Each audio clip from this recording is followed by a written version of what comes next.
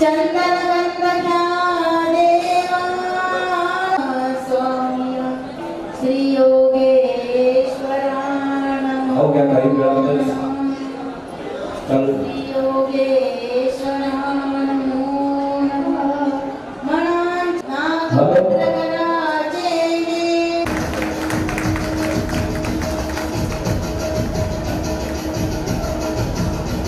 मानवा पंथाने दिलेली मूल्यांची जाणीव, जीवनातली जी मूल्ये आहेत ही मूल्य मानवा पंथाने समाजाला कशा प्रकारे दिलेली आहेत त्याचा अतिशय उत्कृष्ट प्रकारच्या शब्दातून बाबा सर्वांना निवेदन करत असतात. बाबा परमार्ग या मासिकाचे संपादक होते. सातत्याने गेली 6 ते 7 वर्ष बाबांनी ते मासिक चालविलं आणि त्यानंतर स्वतंत्रपणे आपल्या कार्याला प्रारंभ केलेला आहे. बाबांचं विदर्भातलं कार्य हे लक्षणीय आहे. आपण सर्वांनी टाळ्यांच्या गजरामध्ये बाबांचं स्वागत करावं ही आपणाला विनंती आहे. बाबांच्या आगमनाबद्दल आपल्या सर्वांच्या वतीने आणि आपले मार्गदर्शक परापूजनीय त्यागमूर्ती श्री वैरागी बाबा तथा असतो हा संपूर्णपणे परिसर आखतवाडा आणि नेर पिंगळे या गावाच्या वतीने बाबांचं सहर्ष स्वागत करतो आणि पुढील विनंती टाईम. आजच्या या सभेचे प्रमुख व्याख्याते परमपूज्य परमहंत श्री मुदव्यास बाबा शास्त्री वरोरा जिल्हा चंद्रपूर. बाबांचे आपल्याला पूजन करायचे आहे आणि बाबांचे पूजन करण्याकरिता मी निमंत्रित करीत आहे सन्मान्य मुकुंदराव देशमुख, सिरलस येथील मंडळी, संपूर्ण सिरलस येथील मंडळी, तेजस चौधरी, सन्मान्य मयूर चौधरी, सन्मान्य भरत चौधरी, सन्मान्य राजू नाना चौधरी, सन्मान्य किशोरभाऊ चौधरी, सन्मान्य प्रकाशराव चौधरी. मी आपणास विनंती करते की आपण बाबांचे पूजन करण्याकरिता समोर यावं. बोलू नका, शांततेला गडबड गोंधळ होत आहे.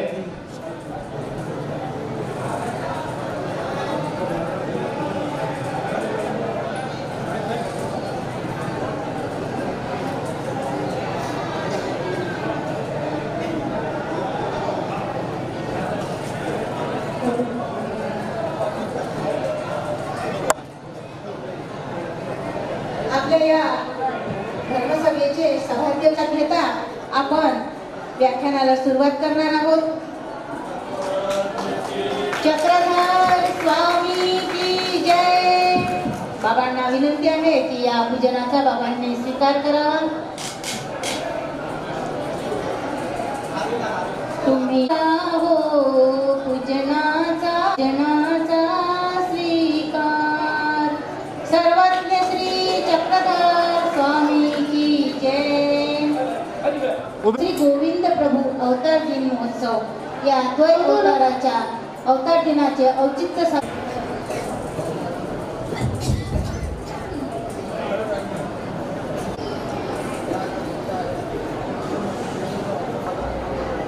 पुनश्च बाबांना करबद्ध प्रार्थना. बाबांनी आपल्या विषयाला सुरुवात करावी. सुंदर असा विषय आहे बाबांचा. श्री मानव संसार मायामती मोहजान यशो विशालम शिशुपाल कालम गोविंद बाळम मनसा स्मरामि. गोविंद बाळम मनसा स्मरामि. श्री गोपाल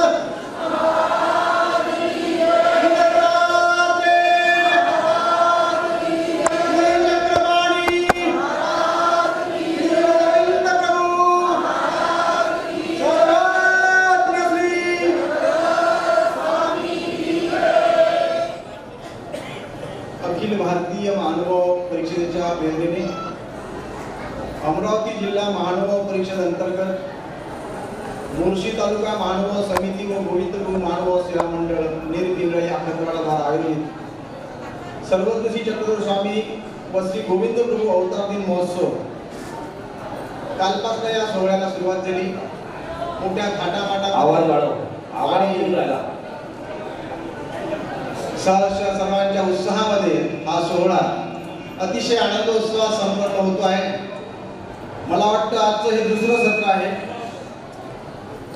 सकाळी 9 ते 12 हे सत्र झालेलं आहे आणि आता हे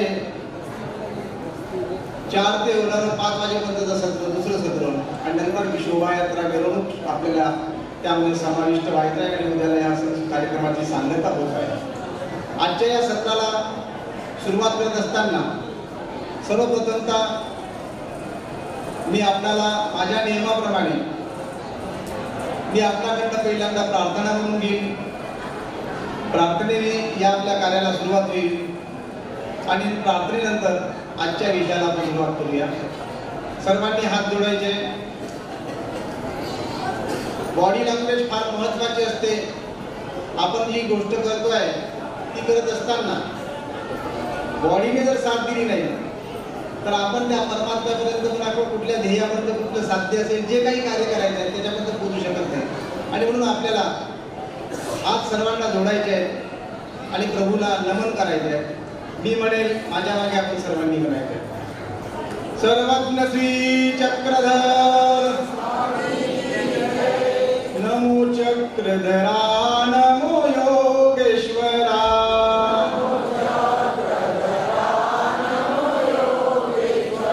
नमो चक्रधर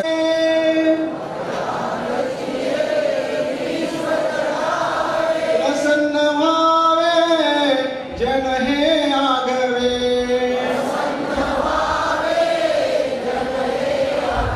कश्मळ सारे दूर करा कश्मळ नमो चक्रधरा नमो योगेश्वरा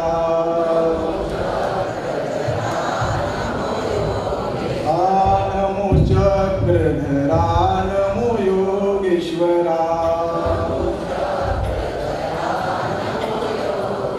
परमार्ग हे जीवन भावे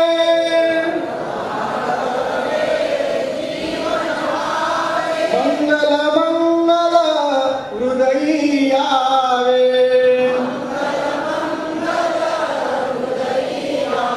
परम प्रीती यावी घरा परम यावी घरा नमो ईश्वरा नमो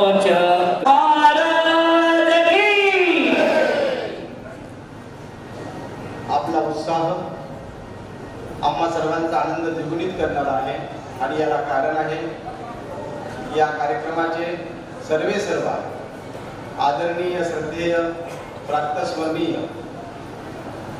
आपल्या सर्वांचं श्रद्धास्थान असलेले विनयमुनी बाबा अर्थातच उपाख्य वैरागी बाबा गावंडगाव यांच्यामध्ये जो उत्साह आहे की जनमनाच्या अंतःकरणामध्ये श्री चक्रधर वसला पाहिजे.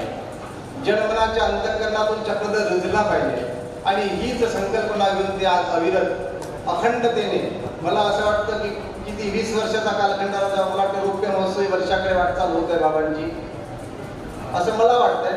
कारण मी मागे एका तपाच्या कार्यक्रमाला आलो होतो आणि ही रौप्य महोत्सवी वाटचाल होत आहे आणि आपल्यामधला हा उत्साह द्विगुणित करत असताना ते ईश्वरीय धर्मशास्त्राचं बीज आपल्यामध्ये अंकुरित करत असताना त्यांचाही उत्साह अत्यंत रोचक होत वाटतो. आणि म्हणून आपल्या सर्वांकडे बघूनच या सोहळ्याला प्रारंभ होत असताना सर्वप्रथम आजच्या या धर्मसभेचे अध्यक्ष आज उपस्थित होत आहेत आणि सोबतच या सोहळ्याला सदैव मार्गदर्शन करत असलेले माझे परमश्रेयी आणि माझेही मार्गदर्शक आदरणीय श्रद्धेय श्री अंजनगावकर सर. त्याचप्रमाणे आता मला इथे उपस्थित सर्वांची नावं माहीत नाही बाकीच्यांची, परंतु या सोहळ्याच्या अनुषंगाने मोर्शी तालुका आणि गोविंदप्रभू महाराज सेवा मंडळ निरपिंगळे आकतवाला यांच्याद्वारे आयोजित त्यांनी सर्व कार्यकर्ते मंडळी आणि जमलेल्या माझ्या समस्त धर्मप्रेमी बंधू आणि भगिनींनो,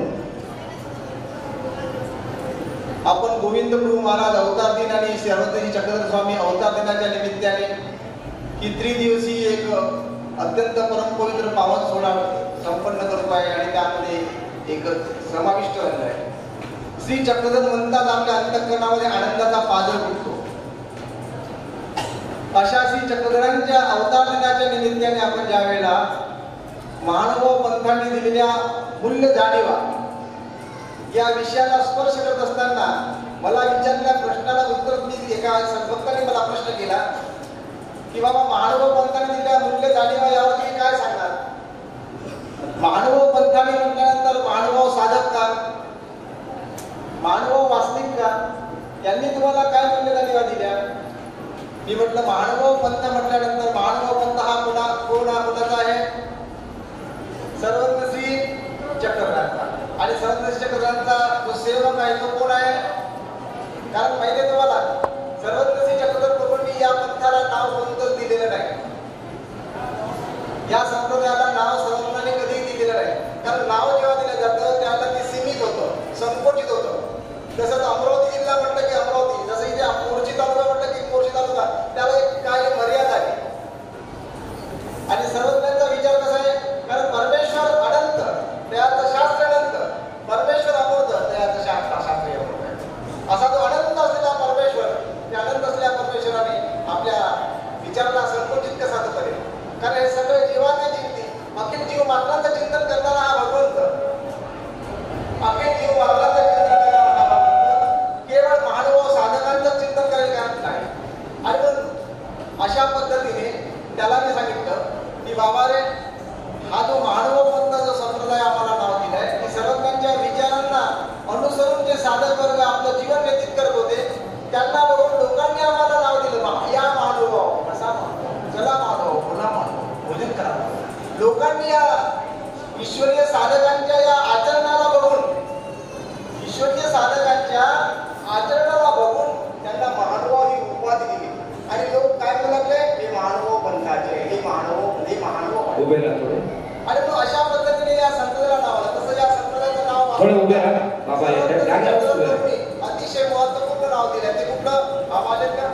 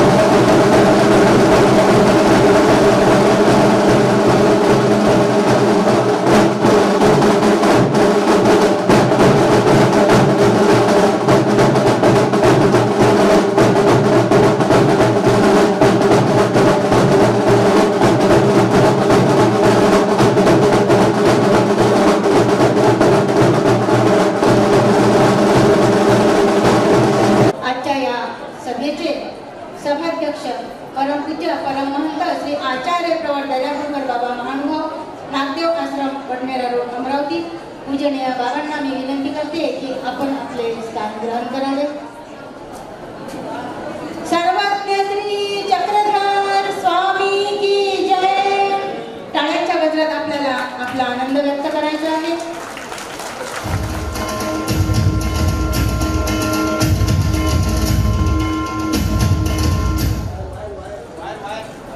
बाबांचे येथे आगमन झालेले आहे. खूप आनंद होत आहे. बाबांच्या पूजनाकरिता आम्ही निमंत्रित करीत आहे सन्माननीय प्रकाश पाटील तेलखडे, त्याचप्रमाणे सन्माननीय उमाकांत भाऊ सोनटक्के. आपणास विनंती आहे की आपण बाबांच्या पूजनाकरिता समोर यावं. प्रकाशराव पाटील तेलखडे, उपाध्यक्ष अमरावती जिल्हा महानुभाव परिषद, पदयात्रेचे संयोजक उमाकांत सोनटक्के. प्रकाशराव पाटील तेलखडे या. आपल्या स्वस्थ देवा बाबाजींना लक्षला हात लावा. उमाकांत भाऊ तुम्ही लावा. हार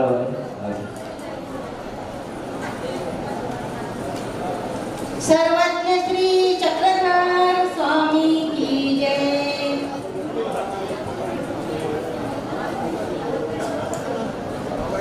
बाबांचे पूजन येथे होत आहे.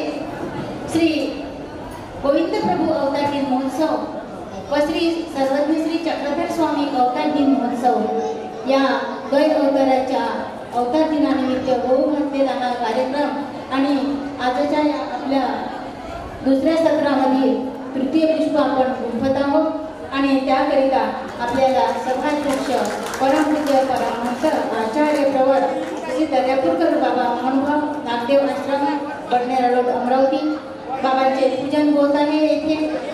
बाबांना विनंती आहे की बाबा आपण पूजनाचा स्वीकार करावा. दंडवत प्रणाम.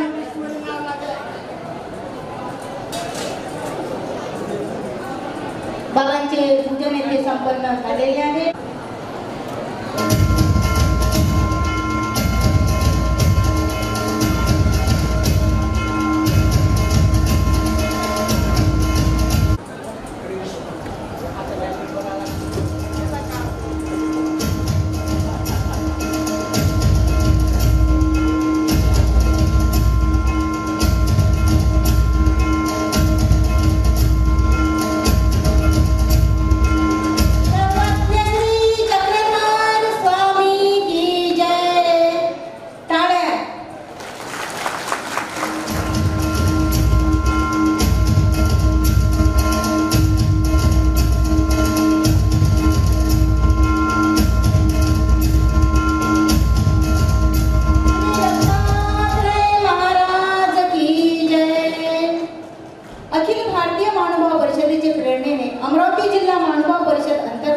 मोर्शी तालुका महानुभाव समिती व श्री गोविंद प्रभू महानुभाव सेवा आश्रम श्री महानुभाव पंथांनी दिलेल्या मूल्य जाणीवा. बाबांचा विषय आहे श्री महानुभाव पंथांनी दिलेल्या मूल्य जाणीवा. पुनश्च बाबांना विनंती आहे की बाबा आपण आपल्या विषयाला सुरुवात करावी. दंडवत प्रणाम.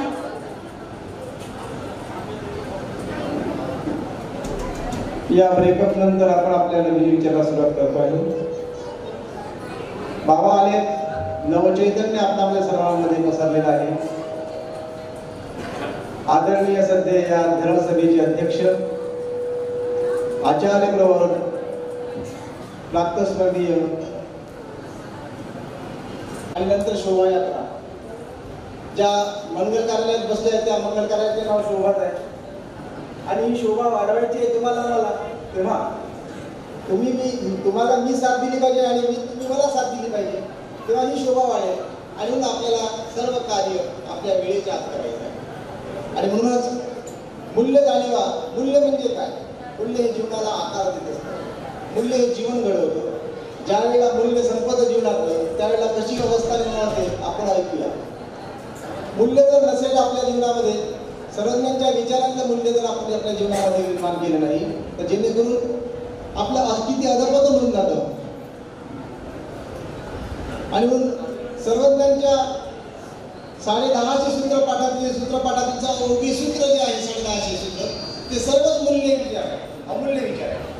असा एकही असा विचार नाही जो मूल्य नाही आहे. म्हणजे आमचं लाईन कुठून जातं.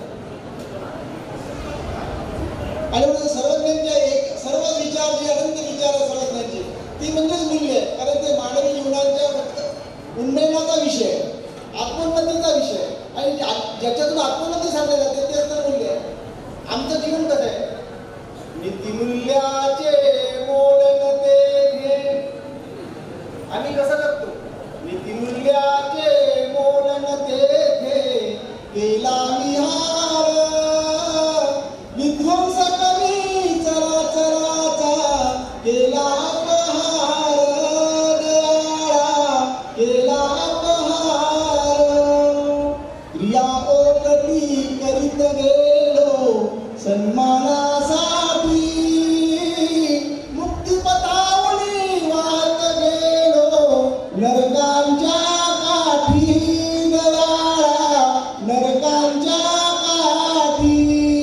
जिथे नीतिमूल्य नाही त्याचे नीतिमूल्य हरवून टाकलेले आहे तिथे त्या जीवाची जी अवस्था काय होते ती आहे. आम्ही नीती आणि मूल्य साधली नाही, आम्ही ते जोपासले नाही. की ती मूल्यांच्या बद्दलची जाणीव जर तुम्हाला झाली तर ती तुम्ही आत्मसात करण्याचा प्रयत्न करा. आता तुम्हाला वैश्विक मूल्य माहिती आहे. वैश्विक मूल्य काय आहे? ती सर्वांची वैश्विक मूल्य सर्वज्ञांनी सांगितल्या वैश्विक मूल्यांचा जर आपण पाढा बघितला, सत्य, अहिंसा, शांती, समता, स्वातंत्र्य, बंधुभाव या केवळ 6 विषयांना जर आपण अभ्यासाचा प्रयत्न केला तर निश्चितच आपला मुक्तिपथाचा मार्ग स्वीकारू शकतो. परंतु या 6ही वैश्विक मूल्यांचं आपण नीतिमत्तेने पालन करत नसल्यामुळे आपल्या जीवनामध्ये यश, संपदा, वैभव आणि स्थैर्य प्राप्त होत नाही. साधारण पहिलाच नीतिमूल्य आपण अभ्यासूया, नाही इतर विश्वबंधुत्वाकडे जाऊया, पण तू पहिलाच नीतिमूल्य अभ्यासाचा प्रयत्न करा. काय पहिलं म्हणजे नीतिमूल्य? सत्य. कसं असतं? कडवट आहे. सत्य हे कडवट आहे. ऐकायसाठी गोड वाटतं, पण आचरणासाठी कठीण. सत्य हे कडवट आहे आणि म्हणूनच सत्यम ध्येयात प्रियम प्रियात असं सर्वज्ञ आम्हाला म्हणतात. महानुभाव पंथ हा मराठीचा अभ्यासक असलेला, मराठीचं चिंतन मराठी जननी असलेला, कालच आपण मला वाटते कालच्या दिवशी मराठी अभिजात भाषा आणि मराठी वाङ्मय असा सुंदरसा विषय संदीप कडसांचा ऐकला, प्राध्यापक संदीप कडसांचा ऐकला. खऱ्या अर्थाने मानव पंथ नव्हे तर सर्वज्ञ चक्रधर प्रभूंनी त्या मराठी भाषेला गौरवाचं स्थान प्राप्त करून, देवमानीचं स्थान प्राप्त करून दिलं आणि याला हृदय सिंहासनी सर्वांच्या बसून दिला. हे सर्व असताना देखील स्वामी भाषेचा नकार करत नाही आणि म्हणून आपल्या सूत्रांना विदित करत असताना स्वामी संस्कृतचा सुद्धा वापर करताना ते आम्हाला पाहायला मिळतं. स्वामी कुठल्याही भाषेचा नकार करते, निगेटिव्ह भूमिकाच नाही झाला त्यांनी, हे माझं नाही असं तो कधीच म्हणत नाही. आणि म्हणून ते म्हणतात सत्यम ध्येयात प्रियम ध्येयात. परंतु हे म्हणत असताना काय म्हणतात भगवंत? महात्मेनी प्रिय भक्तिया व्हावे, महात्मेनी सत्यार जवा व्हावे. शब्द संस्कृतमध्ये, वाक्य मराठीत आहे. वाक्य कसे? सत्यार जवा.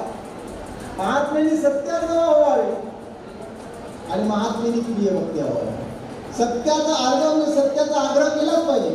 सत्याचा आग्रह केला, सत्याची भूमिका आपण स्वीकारली पाहिजे. पण सत्य हे सामान्य साधी गोष्ट आहे. हा प्रसंग सर्वज्ञ आपल्या प्रसंगातून आपल्या भक्तांना समजून सांगताना आपण पाहतो. तो समजून सांगितल्यानंतर तो किती आपण आचरणात आणायचा हे आपल्याला महत्त्वाचं आहे. आचार्य श्री नागदेवांना सांगितलं की गावाला जा, इथे आज ब्राह्मणांची घरं कोणी नसल्यामुळे तू गावामध्ये जा आणि तिथे येऊन भिक्षा मागू लागली. तिथल्या प्रांतात ज्या मराठी मंडळी आहे त्यांना तू सांग की आम्ही आलेलो आहोत आणि आम्हाला भिक्षा दे. आणि मग ते विचारतात, सायंकाळची वेळ झालेली आहे आणि सायंकाळच्या वेळेला ते विचारतात आपल्यामध्ये कोण किती पोहेवारी आहे आणि किती अन्न आले आहे, अन्न घेणारे किती आहे. आता काही फळारी पण असतात, काही पोहेवारी पण असतात. पोहे म्हणजे काय? दूध पिणं, दूध प्राशन. आपल्याला आठवत असेल बाईसाहेब कुठल्या मार्गाची प्रवृत्ती होती, कुठल्या मार्गाची आचार्य होती? पयोवृत्ती मार्गाची आचार्य. पण असा पयोवृत्ती मार्ग सुद्धा होता, फलोहारी मार्ग सुद्धा असू शकतो एखादा. आणि मग अशा म्हणून ते आचार्य म्हणतात की काही आमचे आचार्य नागदेवचार्य काय म्हणतात, काही पयोवृत्ती आहे, पयाहारी आहे, तर काही अन्नहारी आहे. आणि त्याप्रमाणे ते गावातील मंडळी त्यांना काही अन्न आणून देतात. गहू, तांदूळ, शिंदर, डाळ, तेल, तिखट, मीठ, तूप असं साहित्य आणून देतात. आणि काही त्यांना दूध आणून देतात पातेल्यामध्ये. आणि ते सर्व पातेलं घेऊन आचार्य श्री नागदेव स्वामींच्या जवळ जातात, स्वामींना समोर ठेवतात. आणि मग स्वामी विचारतात, अरे बाबा हे अन्नहारी हे ठीक आहे, इथे अन्नहारी आहे सर्व माहिती आहे, पण इथे पोयोहारी कोण आहे? इथे पोयोहारी असताना ती कोण? इथे पोयोहारी नसताना तो पोयोहारी आहे असं खोटं का बोललास? म्हणून त्यावरती स्वामी चक्रधर त्याला म्हणतात की महात्मेनी सत्या जवा व्हावे. महात्मेने सत्याचा आदर करायचा, महात्मे सत्य असं आपलंच आहे. परंतु हे वागत असताना, सर्वत्र समजून सांगत असताना आपल्या भक्तांना एका घटनेतून, प्रसंगातून समजून सांगितलं तर ते त्या अंतःकरणामध्ये बिंबल्या जातात. ते बिंबल्या गेल्यानंतर सत्याची कास धरली पाहिजे सगळं सांगतात. पण सत्याची कास धरली तो सोपं आहे का? आजच्या घडीला सत्य बोलतो जमेल का? परंतु सत्य हे इतकंच महत्त्वपूर्ण आहे की सत्य जर जीवनामध्ये जर आपण आचरण केलं तर निश्चितच आपल्याला आठवत असेल, महाभारतामध्ये असा एक महारथी होता, एक राजा होता की तो सत्यवादी होता. आठवतं का तुम्हाला? कोण होता? महाभारताच्या या प्रसंगामध्ये युधिष्ठिर, धर्मराज युधिष्ठिर सत्यवादी होते. आणि ते काय कसे होते? सत्यवादी असल्यामुळे असं म्हणतात, माझ्या ऐकण्याप्रमाणे, मला त्याची यथार्थता वाटत नाही, परंतु असं म्हणतात की ते सत्यवादी असल्यामुळे त्यांचा जो रथ होता तो 4 इंच पृथ्वीच्या म्हणजे जमिनीपासून वरती 4 इंच चालायचा. आता हे कितपत सत्य आणि कितपत खरं हे माहीत नाही, परंतु त्याच्या पुढची बातमी खरी आहे. सत्याचा जर अधिग्रहण आपण जर केलं, सत्याचा जर स्वीकार केला तर त्याचा परिणाम काय मिळतो आपल्याला? सत्याचा परिणाम काय प्राप्त होतो? आणि सत्याचा आग्रह आपण जर केला तर सत्यामुळे आपल्याला काय प्राप्त? कारण सत्यमेव जयते. काय म्हणतात? सत्यमेव जयते. सत्याचा विजय हा कधी असतो? कारण सत्य हा एक गुण कोणाचा आहे? ईश्वराच्या ठिकाणी. कारण सत्य ही ईश्वर असं सुद्धा म्हणतात, ईश्वरी सत्य. कारण तुम्हाला ज्यांना माहीत असेल सत्यम शिवम सुंदर, आता इथे आपल्याला वेळ कमी आहे त्यामुळे आपल्याला आपला विषय वाढवता येणार नाही. आणि म्हणून सत्याचा हा विषय, सत्य हे त्यांनी धर्मराज युधिष्ठिराने सांभाळून ठेवले, पालन केल्यामुळे युद्धाच्या प्रसंगी ज्या वेळेला 8व्या दिवशी युधिष्ठिर रणांगणामध्ये येऊन पोहोचले आणि रणांगणामध्ये येऊन पोहोचल्यानंतर काय झालं? म्हणजे 12 दिवस असेल आणि 12व्या दिवशी रणांगणात येऊन पोहोचल्यानंतर काय झालेलं आहे माहिती आहे आपल्याला? बंधूंनो, त्यावेळेला द्रोणाचार्य हे सर्व सेनापती होते. द्रोणाचार्य हे कोण होते? सर्व सेनापती होते. कारण भीष्म पितामह महाराज आणि त्यामुळे सर्व सेनापती कोण होते? द्रोणाचार्य. आणि त्याच वेळेला द्रोणाचार्याने आपल्या तीव्रशा बाणाच्या माध्यमातून धनुष्यबाणाच्या वाले त्यांना दरदर करून सोडलं होतं आणि पांडवाचं सैन्य असं करणार. आता 2 दिवसात एका दिवसामध्ये युद्ध आपण ठरवू की काय? आणि अशा प्रसंगी आता द्रोणाचार्यांना संपवण्याचे मार्ग होता. आणि आता काय करावं? त्यावेळेला एक क्लुप्ती लढवण्यात आली आणि ती क्लुप्ती म्हणजे काय होती? ती क्लुप्ती तुम्हाला सांगतोय. ती क्लुप्ती म्हणजे काय होती? अश्वत्थामा मारल्या गेला, अश्वत्थामा मेला. पण कोणता अश्वत्थामा मेला याची तुम्हाला जाणीव होती. आणि अशा वेळेला अश्वत्थामा मेला ही जाणीव हे शब्द द्रोणाचार्यांच्या कानावरती पडले आणि कानावरती पडल्यानंतर काय झालेलं आहे? द्रोणाचार्य हतबलले, थोडा वेळ जन्मलो. आणि अशा परिस्थितीमध्ये द्रोणाचार्यांच्या मनामध्ये पडला की माझा पुत्र चिरंजीव असताना तो मारला कसा गेला. आणि मग असं असताना ते लगेच कोणाकडे गेले आहे? बघा, हा प्रसंग तुम्हाला काय सांगतोय? सत्य हा गुण त्याच्याजवळ असल्यामुळे संपूर्ण एवढ्या मोठ्या अक्षौणी सैन्याच्या याच्यामध्ये द्रोणाचार्य, गुरु द्रोणाचार्य हे आपल्या शिष्याकडे गेले. त्याच्याविषयी विचार नाही करतात. त्याच्याविषयी विचार काय करतात? काय विचारायला गेले? की माझा पुत्र द्रोणा अश्वत्थामा मेला की काय? आणि हे सत्याचा विजय असल्यामुळे, सत्य हे महत्त्वपूर्ण असल्यामुळे त्यांना माहिती होतं या संपूर्ण अक्षौणी 17 सैन्यामध्ये केवळ जर सत्य जर वादीकडे असेल तर तो फक्त कोण आहे? धर्मराज युधिष्ठिर आहे. आणि मी त्याच्यानंतर ते त्यांच्यापर्यंत पोहोचलो. आणि त्यावेळेला भगवान श्रीकृष्णाने त्याला सांगून ठेवलं की तुला अशा पद्धतीने त्यावेळेला विचार विमर्श करायचा आणि त्या पद्धतीने आवाज पण त्या पद्धतीने करायचं कृती ठरल्या गेली. आणि त्यावेळेला हा प्रश्न केला आणि प्रश्न करता क्षणी काय झालेलं आहे? नरो वा शून्य वा आणि नरो वा असं म्हणतात. आवाज पाहिला गेला. तसा आता आपण बघितले गेले कशाचा आवाज होता? आता काय म्हणतात त्याला? डीजेचा. धडधड छाता करून लागल्या. कदाचित आपला ऍक्सिडेंट होतो की काय असं वाटायला लागलं. धडाट्या करून की काय एवढा मोठा शांतमय वातावरणामध्ये एवढा मोठा गोंधळ जेव्हा येतो आहे वातावरण बदलून जातं आणि याच्यावर अस्वस्थता निर्माण होते. तिथे स्वस्तता संबंधित तिथे अस्वस्थता निर्माण होते. आणि मधुर असे स्वर असले पाहिजे आपल्याला. मधुर अशा स्वरांनी आपल्या संतांचं स्वागत केलं पाहिजे. आणि मग अशा पद्धतीने आपण ही अवस्था आपल्यामध्ये येत आहे. आणि त्यावेळेला आवाज झाला, टाळ मृदंग नगारे सर्व बाजूला गेलं आणि फक्त कानावर पडले द्रोणाचार्यांच्या काय पडलं?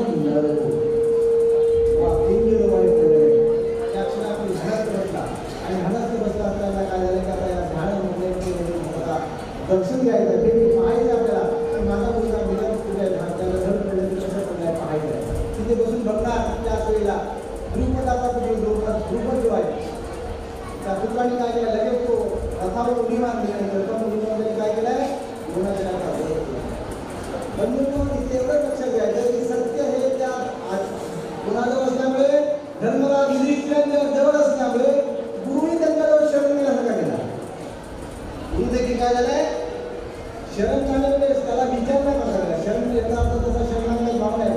गुरु काय शेवटी गुरुवांनी शरण यावं असं नाही, परंतु गुरु देखील विचार नाही करता त्यांच्याजवळ गेला. कशामुळे? सत्य या गुणामुळे. परंतु हा सत्य गुण एवढा उत्तम आहे, सर्वांना कळतोय की सत्याचा आम्ही स्वीकार करतो. काय सत्याचा आम्ही स्वीकार करतोय? कारण त्याच्यामुळे सत्याचा स्वीकार करत नसल्यामुळे आमच्यामध्ये योग्यता निर्माण होत नाही. कारण सर्वत्र आम्हाला काय सांगतात? मी तुम्हाला सांगितलं की सत्य हेच वैश्विक मूल्य आहे का नाही? सर्वज्ञ सर्व विचार, सर्वज्ञ सर्व सुखच वैश्विक मूल्य आहे. आणि म्हणून हे सर्वज्ञ म्हणून सांगतात की अशा सत्यांचा विचार आपल्यामध्ये आत्मसात झाल्यानंतर त्याच्याने आपल्याला आत्मसात करायचा असेल तर तो आचरण करावा लागेल. काय करावं लागेल? तो आचरण करावं लागेल. आचरण करणे म्हणजे काय? आचरणाने काय प्राप्त होते? तुम्हाला सर्वज्ञ काय सांगताय?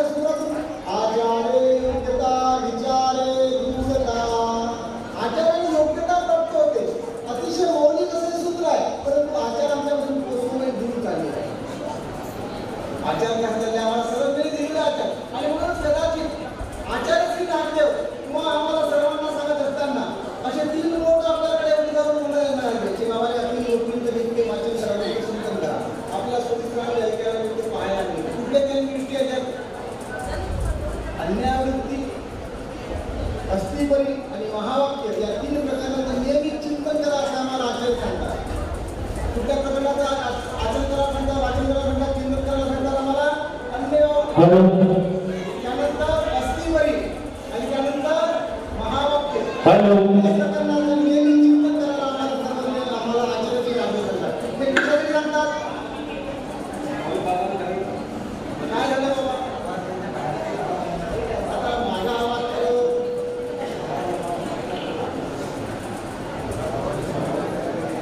या 3 गोष्टींचं पालन करण्याचा, आचरण करण्याचा कशासाठी? त्या गोष्टी निरंतर आपण स्वाध्याय आपल्यामध्ये जर असेल, निरंतर स्वाध्याय जर आपल्यामध्ये असेल तर त्या गोष्टींचा व्हायब्रेशन आपल्यामध्ये येतं आणि ते विचार आपल्यामध्ये आत्मसात होता ते विचार आत्मसात करून आपण आचरणाला लागतो. कारण एकच विचार पुन्हा पुन्हा पुन्हा पुन्हा आत्मसात केल्यानंतर असत्य असेल तरी सत्य वाटायला लागतो आणि मग सत्य सुद्धा विचार तो जर पुन्हा पुन्हा आपण आत्मसात केला तर आपल्याला काय होईल? आम्हाला जास्त वाटतं. जेणेकरून काय होईल? त्या व्हायब्रेशनमुळे काय होईल? आपल्यामध्ये त्या विचारांचं तेषां सततयुक्तानां भजतां कृतिपूर्वकं. भगवान श्रीकृष्ण महाराज काय सांगतात? तेषां सततयुक्तानां भजतां कृतिपूर्वकं. जो मला निरंतर कृतिपूर्वक आवडीपूर्वक माझं भजन चिंतन करतो, ददामि बुद्धियोगं, त्याला मी बुद्धियोग प्रदान करतो. तशा पद्धतीने तुम्ही निरंतर चिंतन करत असेल त्या विषयांचं म्हणजे त्या सूत्रांचं, त्या प्रकरणाचं, ज्या विषयाचं चिंतन कराल तसं तुमच्या जीवनामध्ये होऊन जाईल. आज जर तुम्ही असा विचार केला की मला निश्चय करा हे मला आचरण करायचं, हे पालन करायचं, तुमच्यामध्ये त्याचा स्वाध्याय तुमच्यामध्ये जर असेल तर स्वाध्यायाने तुम्हाला त्या गोष्टी प्रारंभ रूप होऊन जातात. आणि म्हणूनच आपल्याला सत्यांचं वाचन चिंतन करत असताना आचार आणि योग्यता प्राप्त. कारण महाभारतामध्ये एक अतिशय महत्त्वपूर्ण श्लोक आहे, आचार परमो धर्म. आपण एवढं सूत्र ऐकलंय, आचार परमो धर्म ऐकलं, तर आचार परमो धर्म, आचार हा परम तप आहे, आचार परम ज्ञानम, आचार्य परम ज्ञान आहे. आचार्य किंवा साध्य, आचारामध्ये काय साध्य होऊ शकणार नाही, आचारासुद्धा काही साध्य होऊ शकतं, परंतु आचार करायला आपण तयार पाहिजे ना. आणि म्हणूनच आपल्याला आचार्याने आपल्याला सांगितलं की तुम्ही अस्थिभेद निरंतर चिंतन करा, निरंतर ध्यास ठेवा. त्या तो ध्यासच तुमच्या अंतःकरणामध्ये कसा रुजला जाईल, एका गोष्टीचं चिंतन आणि तो ध्यास स्वाध्यायपूर्वक जर तुम्ही केला तर तो कसा रुजला जातो की तो आपल्याला आत्मसात करून आपल्या जीवनामध्ये उतरण्याची इच्छा तयार होत असते. आणि ही उतरण्याची इच्छा आपल्यामध्ये तयार झाली की निश्चितच आपलं जीवन एक उजळता प्राप्त होते. आणि अशी उजळता आपल्यामध्ये येऊ लागली, अशी उजळता येत असताना त्या विचाराची दृढता सुद्धा आपल्यामध्ये येते. हा विचार आपल्यामध्ये पहिल्यांदा आणावा लागतो. विचार आल्याशिवाय आचाराची योग्यता आपल्याकडे. जसं आपल्याला म्हणून मानव संप्रदायाला आहार महत्त्वपूर्ण सांगितलेला आहे. काय सांगितलं आहे? हा मुद्दा आहार. तुम्हाला आहार कसा घ्यायला सांगितलाय? सात्विक आहार घ्यायला. सात्विक आहार घ्यायला सांगितलं. गीतेने सात्विक आहाराच्या संदर्भात भरपूर मोठ्या प्रमाणामध्ये विषय केले आहे. आणि म्हणून सात्विक आहार घ्यायला सांगितलंय. आणि सात्विक आहारामध्ये सर्वप्रथम मानवा पंथाचा अनुग्रह घेत असताना आपल्याला त्याच गोष्टी सांगितल्या जातात की तुला काय काय गोष्टी सोडायच्या. पहिल्यांदा काय दारू, मांस, विवाह, शिकार, परवार, वेश्या आणि चोरी या 7 वेदांचा त्याग केला पाहिजे. तुला निर्मळ व्हायचं आहे, शुद्ध व्हायचं आहे, तर बाकी असुरी गोष्टींचा तू त्याग कर. कारण आहार हा बेसमेंट आहे. आहार काय? पाया आहे. त्याचा आहार शुद्ध असेल, त्याचा विचार शुद्ध आहे, त्याचा विचार शुद्ध असेल, त्याचा आचार शुद्ध आहे, आणि त्याचा आचार शुद्ध असेल, त्याचा कर्म शुद्ध आहे. आणि म्हणून आहाराची शुद्धता ही सर्वात महत्त्वाची शुद्धता आहे. आणि अन्न सर्व कामाला देतात आहाराची शुद्धता ही गरजेची आहे. आहाराच्या शुद्धतेसाठी आपल्याला विचार तो स्वीकारणं गरजेचं आहे. म्हणजे गुरुच्याकडून गुरुमंत्र घेणं गरजेचं आहे, गुरु मंत्र दीक्षा घेणं गरजेची आहे. आणि म्हणून विचाराची शुद्धता येण्याकरता तो विचार जर तुम्ही आपला श्रवण केला, विचार जर आत्मसात केला तर तुमच्यामध्ये दृढता बांधल्या जाते. काय बांधल्या जाते? दृढता. आणि म्हणून संत तुकोबा म्हणतात की तुम्ही विचार हा नेहमी केला पाहिजे. तुम्ही इथे यायचा विचार केला, हा विचार तुमच्या आत्माच्या उद्धाराचा विचार आहे. हा विचार कसा आहे? इथे येण्याचा विचार केला, बाबाच्या दर्शनाचा योग आला. हा योग कशामुळे आला? इथे येण्याच्या विचारामुळे आला. नुसता विचार करून जमला का तुम्हाला? नाही. तो विचार तुम्ही अंमलात आणला, म्हणजे काय केलाय? आचरणात आणला. आणि आचरणात आणून काय केलंय? इथे येऊन तुम्ही दर्शन केलं. पहिल्यांदा काय? भेट आहे. पहिल्यांदा काय? भेट आहे. आणि आपल्यामध्ये संप्रदायामध्ये भेटीचं फार महत्व आहे. भेटीचं महत्व सांगत असता भेटीच्या महत्वाचं मूल्य देखील सर्व त्यांनी आम्हाला सांगितलं आहे. भेटीचं मूल्य काय आम्हाला? तुमच्या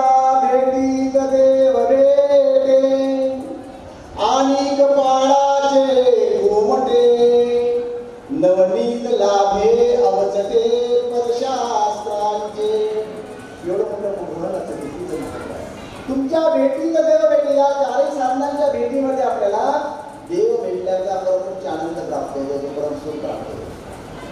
जसा जसा जो ज्ञानी असेल तशा तशा पद्धतीने 1200 अवताराच्या भेटीचा योग आपल्याला प्राप्त होईल, पुण्य आपल्याला प्राप्त होईल, तो संयोग आपल्याला प्राप्त होतो, झाल्याचा प्राप्त होतो. आणि नवनीत लाभ आहे, त्यातून आपल्याला काही नवनीत प्राप्त होतो, म्हणजे योगायोग अधिकार आपल्याला प्राप्त होतो. असा हा नवनीत विचारांच्या नवनीत आपल्याला मिळतं. आणि म्हणून अशा या विचारांच्या नवनीतीला आपण स्वीकारत असताना हे सुद्धा अतिशय महत्वाचे, सुद्धा मूल्य अतिशय महत्वाचं आहे. आणि म्हणून या विचारांच्या मूल्यांना आपण स्वीकारलं पाहिजे. आणि मग असे कार्यक्रम आपण दरवर्षी राबवण्यामागचा उद्देश काय? यामुळे तुम्ही आणि एकमेकांच्या भेटण्याने तुमच्यामध्ये स्नेह, प्रेम हे वृद्धिंग होते. आणि हळूहळू सर्वज्ञांच्या विचारांच्या जवळ तुम्ही त्याला आत्मसात करण्याचा प्रयत्न करा. आणि विचाराची दृढता, कारण म्हणून विचार हे कसे आहेत? दृढता तुमच्यामध्ये निर्माण करतात. दृढता म्हणजे काय? अहो आज मनाच्या ठिकाणी तेल काय मन कसं आहे? संकल्प विकल्पात्मक ते मन, परंतु बुद्धीला अस्तित्व होतं काय? निश्चयात्मक बुद्धी आहे. बुद्धी निश्चयात्मक आहे, पण मन हे काय? मनाच्या ह्याच्यामध्ये काय होते? घड्याळीतील टोलप्रमाणे तिकडनं तिकडे तिकडे बुद्धी निश्चयात्मक असून देखील ती निश्चय दिसतील, निश्चय करू शकत नाही. आणि निश्चय करू शकत नसल्यामुळे हा सहवास फार महत्वाचा आहे. या सहवासातून तुमच्या जीवनामध्ये ऊर्ध्वगती प्राप्त होणार आहे. आणि हा सहवासात तुम्हाला त्यागाची भावना शिकवणार आहे. हा सहवासात तुम्हाला कशाची भावना शिकवत आहे? त्यागाची भावना शिकवत आहे. आणि हे म्हणून आचरणात आणण्याकरता. आणि म्हणून काय म्हणतात? हा विचार आपल्यामध्ये असा विचार करत असताना वेगवेगळ्या प्रकारचे अडथळे देखील आपल्याला येऊ शकतात. चांगला विचार आपण अभ्यासत असताना आपल्यामध्ये वेगवेगळ्या प्रकारची अडथळे सुद्धा येतात, अनेक प्रकारची विघ्न देखील येतात. आणि अशा विघ्नांना समोरा जाऊन ते आपल्या बुद्धीला स्थिर करण्याकरता आपल्याला ज्ञाता आणि विरक्ताचा संघ करावा लागतो. कोणाचा संघ करावा लागतो? आपल्यापाशी ज्ञाता आणि विरक्ताचा संघ स्वतःला सांभाळावं लागतं. कारण स्वतःला सांभाळण्यासाठी ज्ञानी त्या जवळ जावं लागतं. आणि म्हणूनच सांगतात तया ज्ञानी तिने दर्शने पापा भोवती पुरश्चरणे. अशा ज्ञानीच्या सहवासात जावं की जिथे गेल्यानंतर आपलं मन बदलून झालं पाहिजे. आपल्या अंतःकरणामध्ये ईश्वरी प्रेमाचा उमाळा दाटून आला पाहिजे. ज्यांच्या भेटीने आपल्याला अशा पद्धतीने जाणीव व्हायला लागते. तिथं जवळ 3 जवळ 3 मोठं फक्त कमी. आणि म्हणूनच अशा पद्धतीने आपण त्या विचारांचा स्वीकार जेव्हा करत असतो त्यावेळेला आमच्या केशिराज भाषांनी अतिशय महत्वपूर्ण विचार मांडलेले आहेत. भाषेत मला ज्यावेळेला अडथळे येतात, आपण एखाद्या चांगल्या गोष्टीचा आवाज एवढाच की बाबा आता काही कन्फ्युजन करू नका.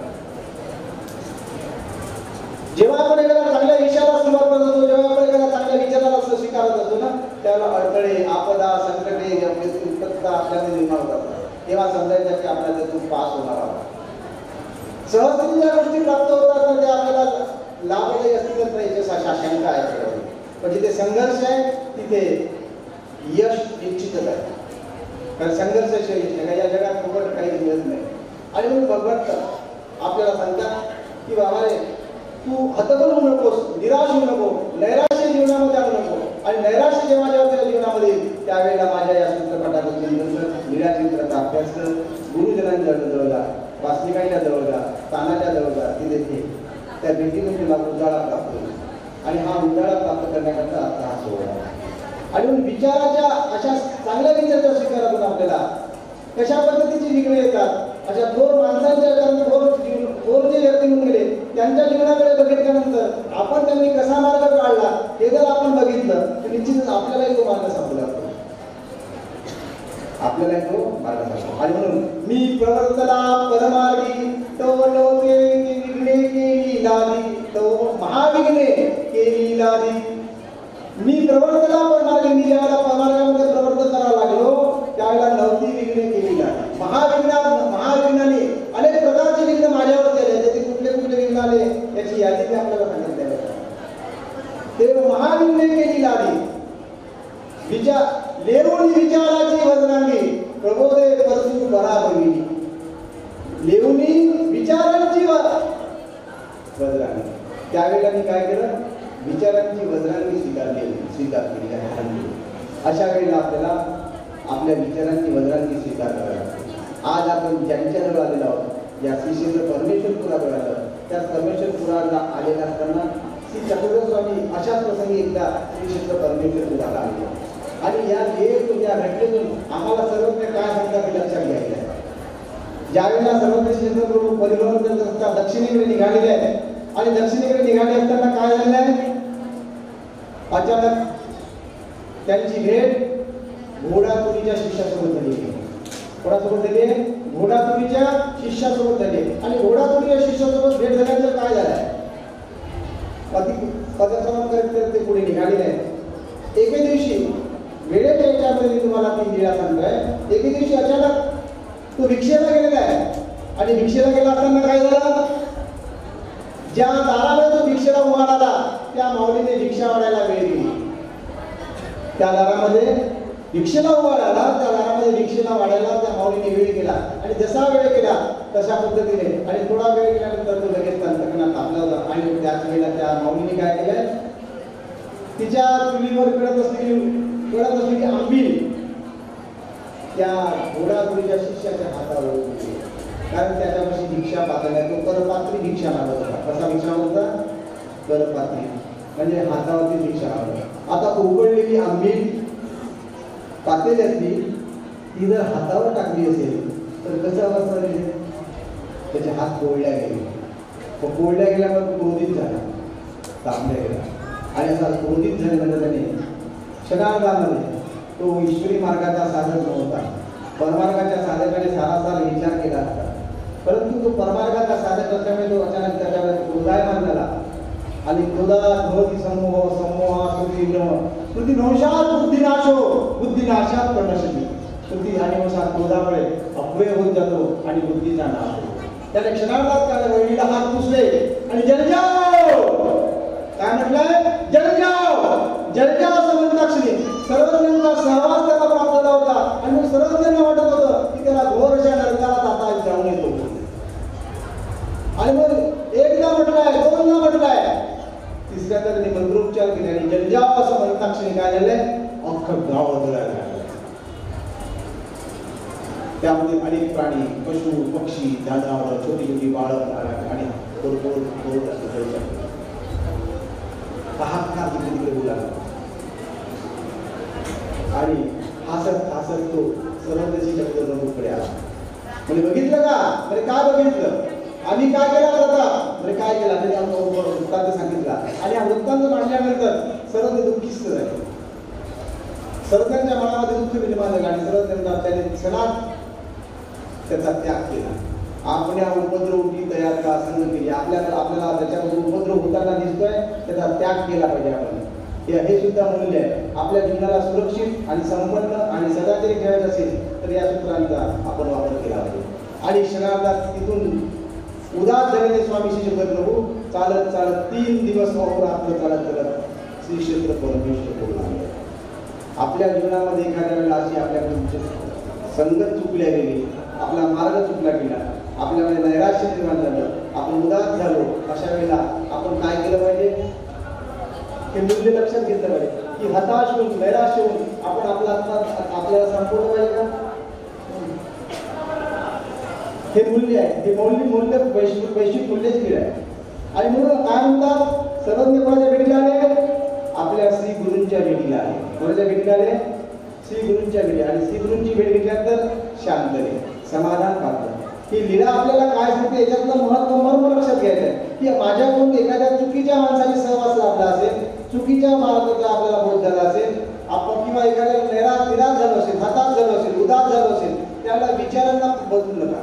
सरळ कुठे जा, आपल्या श्री गुरुजींकडे जा.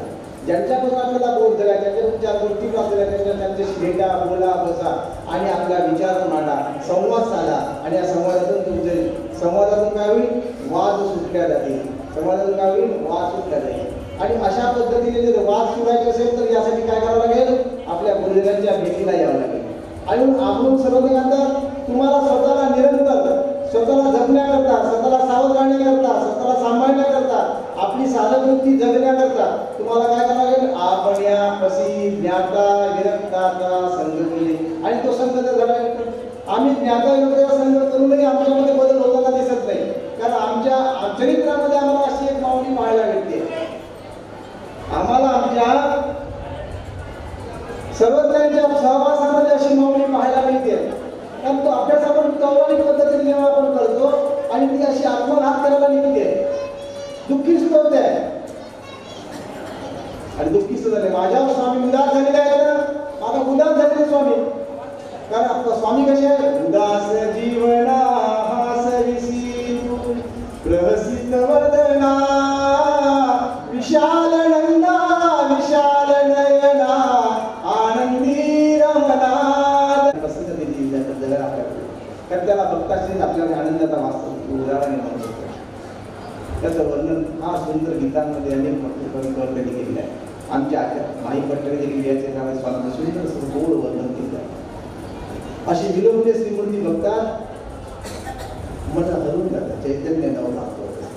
परंतु अशा भगवंताने उदास व दुःखी व्हावं, आपल्या उदास झाल्याचं जेव्हा त्या इला कळतं त्यावेळेला माऊली असलेली आऊसाठी काय करते, आत्मघाताचा विचार करते. सर्वज्ञांच्या जवळ राहावं आणि आत्मघाताचा विचार यावा म्हणजे किती मोठी शोकांतिका आहे. सर्वज्ञ म्हणजे ऊर्जेचे स्रोत, स्वामी म्हणजे प्रसन्नतेचा झरा, स्वामी म्हणजे आनंदाच्या लहरी. आणि हे सर्व असताना तिला तसं का वाटावं, पूर्वसंस्कार तशा पद्धतीचे. परंतु सर्वज्ञांनी अशाही प्रसंगातून तुम्हा सर्वांना एक आत्मनिर्भरतेचा, तुम्हाला जगण्याचा, जीवन जगण्याचा महामंत्र दिला आणि सांगितलं की बाबा अहिंसा तत्वाचं पालन तुम्ही करा.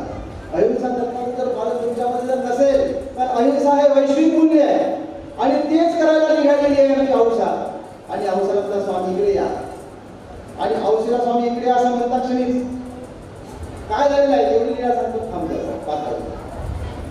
आणि अशा म्हणता क्षणी औषधाला विचारता स्वामी काय करता तुम्ही, बाबा आपण माझ्या दुःखी आहात, आता मी काय करा, मला जीवन संपल्याशिवाय मार्ग नाही.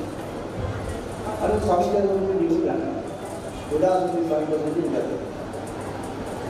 मग स्वामी सकाळी उठल्यावर म्हणतात की बाबाने तुला आता कुठे जायचं आपण, कोणी कुठे म्हणतात कोणी कुठे म्हणतात. स्वामी म्हणतात आज आम्ही औषधाशी भेटायला आलो. आज आपण कोणाला भेटायलो, औषध काय करणार आहे, जर आपण नाही गेलो तर हे देह क्षणात ती संपून टाकणार, आत्मघात करू शकेल.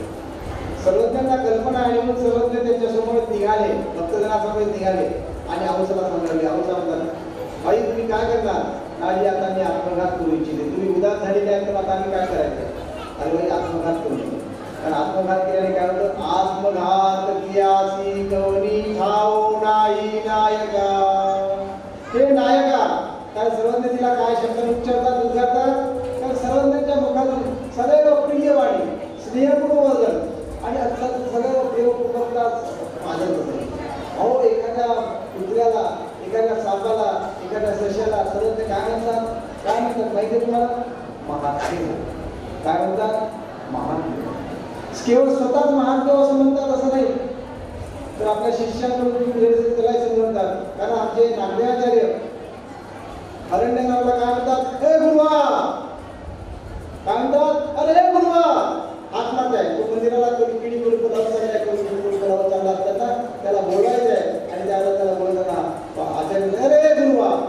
आणि असे गुरुवा त्याला हात मारल्यानंतर आमच्या स्वामी काय करते, आचार्य मागायचे नागदेवांना, तू महात्मा नव्हेसी, तू महात्मा नव्हेसी. तर तू महात्मा जर असता तर असा बोलल्या गेला नसता. म्हणून महात्मेनी कसं असलं पाहिजे, प्रिय वक्तिया होवावी.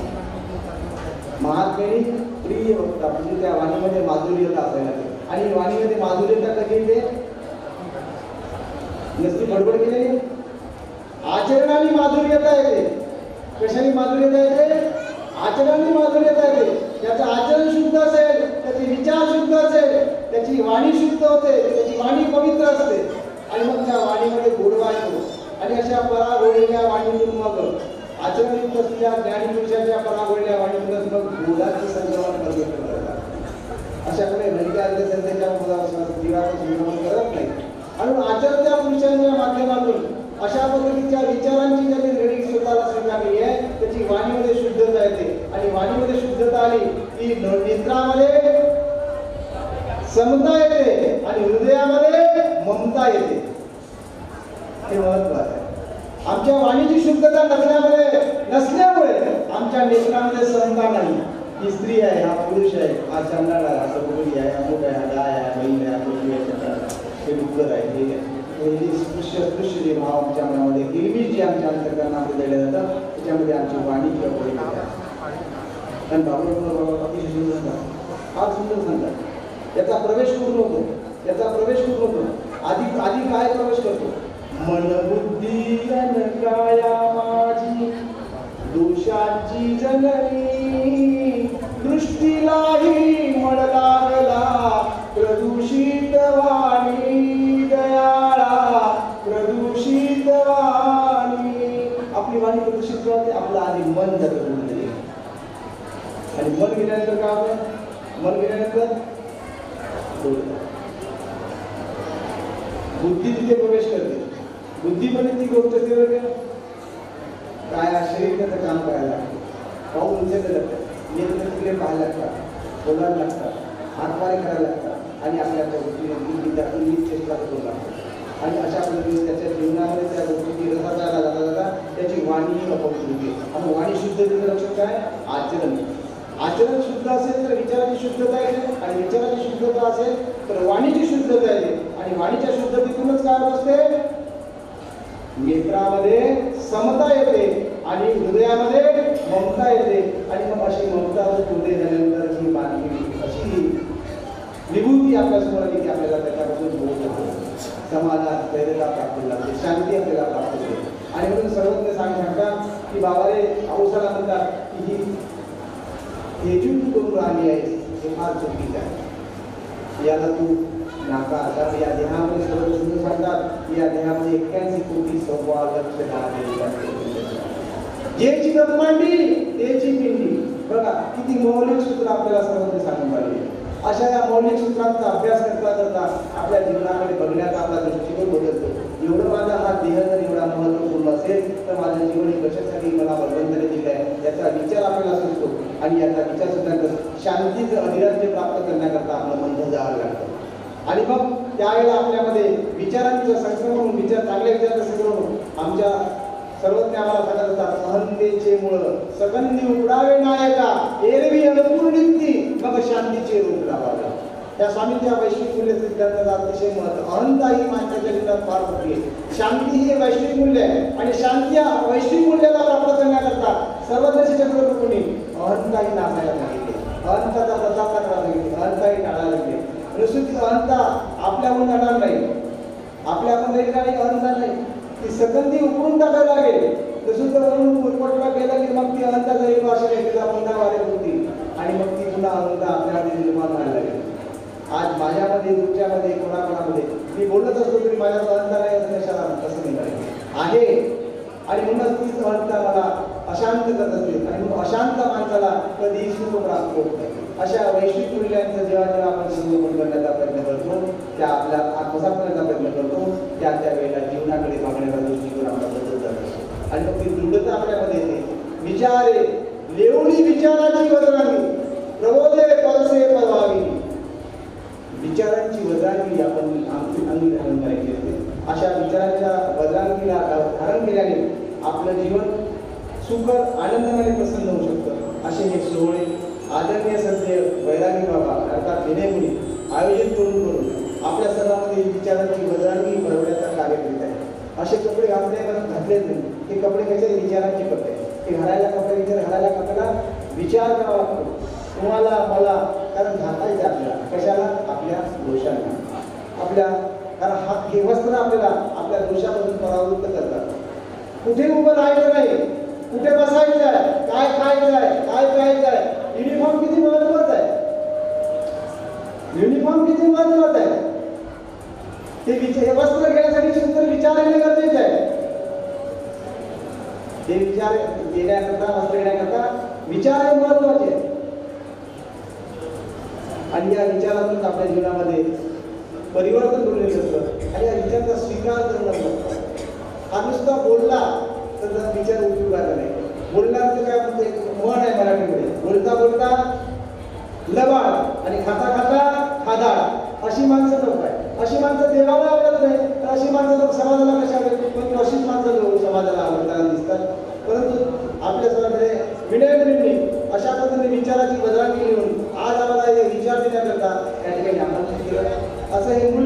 असताना,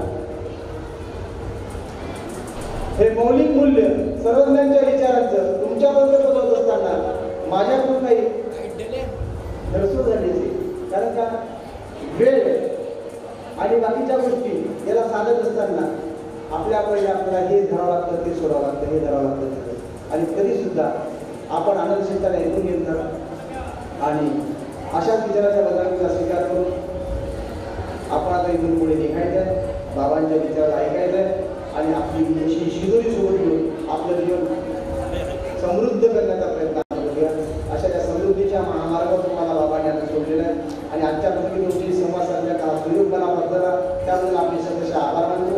आदरणीय बाबांचे, अनिल सरांचे आणि आदरणीय सत्य बाबांचे सुद्धा कृतज्ञता व्यक्त करतो. आणि बाबा खूप महान, त्यांच्यासमोर मी अनिश्चित केला बोलायचा, त्यामुळे त्यांनाही क्षमा मागतो आणि माझ्या विचारांना सांगितले थांबवतो. दंडवत दंडवत सर्व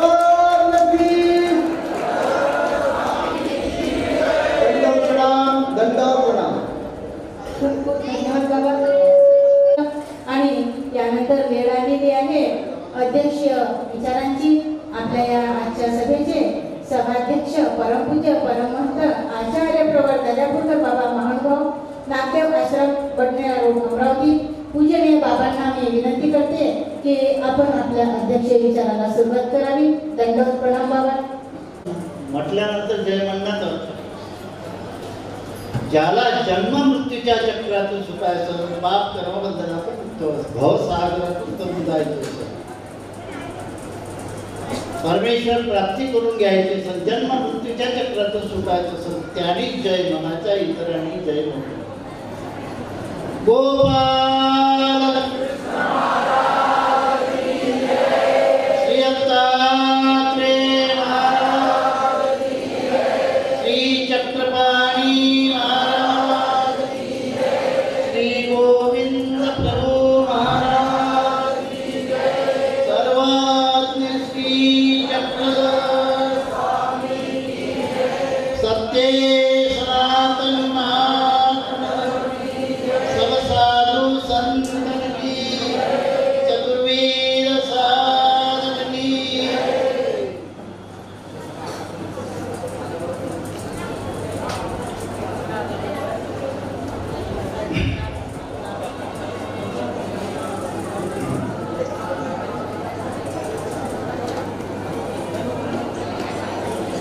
आज आपण सर्वज्ञ श्री चक्रधर स्वामी व श्री गोविंद प्रभू अवतार दिनाच्या निमित्ताने हा कार्यक्रम आहे. आणि हे दोन्ही अवतार प्रगटीत झालेले आहेत, तरी पण लोकांच्या आणि एका दिवशी सर्व एकत्र येऊ शकत नाही, म्हणून कदाचित आयोजकांनी हे सर्व निपटू द्यावे आणि सर्वांना येता आलं पाहिजे या दृष्टिकोनातून आज म्हणजे 3 दिवसाचा हा कार्यक्रम अखिल भारतीय मानवा परिषदेच्या परिषदेचे प्रेरणेने अमरावती जिल्हा मानवा परिषद अंतर्गत मोर्शी तालुका मांडवा समिती व श्री गोविंद प्रभू मांडवा सेवा मंडळ नेर पिंगळाई आकतवाडा द्वारा 3 दिवसाचा दिनांक 12, 13 व 14 सप्टेंबर 2025 स्थळ शोभाताई देशमुख मंगल कार्यालय श्री प्रभू नगर नेर पिंगळाई तालुका मोर्शी जिल्हा अमरावती येथे हा कार्यक्रम आयोजित केलेला आहे. आणि तो कार्यक्रम कालपासून सुरू झाला, त्याचे 2 सत्र झालेले आहेत आणि आज पहिलं सत्र झालं, त्याच्यानंतर आता हे दुसरं सत्र आहे. आणि दुसऱ्या सत्रासाठी आदरणीय परमपूज्य श्री